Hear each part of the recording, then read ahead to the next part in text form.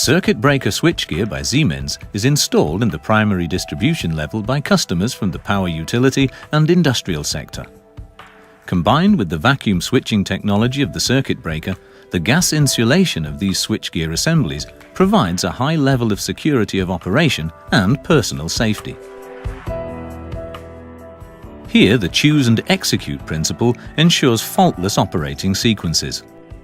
Choose and execute means that the three-position disconnector can generally be operated only when the circuit breaker is in the open position.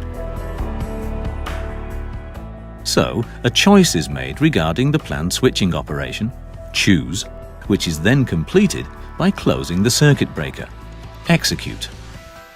We'd like to show you this principle in more detail, using NXPlusC as an example.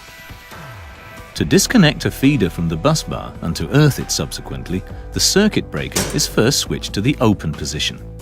Only after the interrogation lever has been pushed down and the control gate has been pushed to the left can the three-position disconnector be switched to the open position by turning the operating lever counterclockwise. The interrogation lever is now pushed down again and the control gate is pushed to the right to unlock the actuating opening for ready to earth.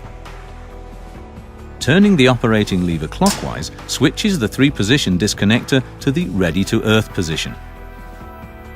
The feeder is earthed by closing the circuit breaker. A locking device interlocks the switchgear in the current switch position. De-earthing this feeder is now disabled, i.e. the circuit breaker cannot be switched to the open position. The mechanical interlocking between the circuit breaker and the three-position disconnector also makes it impossible to operate the three-position disconnector. This prevents maloperation and is a definite plus for personal safety. To de-earth this feeder, the padlock must first be removed, rendering the locking device inoperative. The circuit breaker can then be switched to the open position and hence the feeder can be de-earthed. The three-position disconnector can then be switched from the ready-to-earth position to the open position and then to the closed position.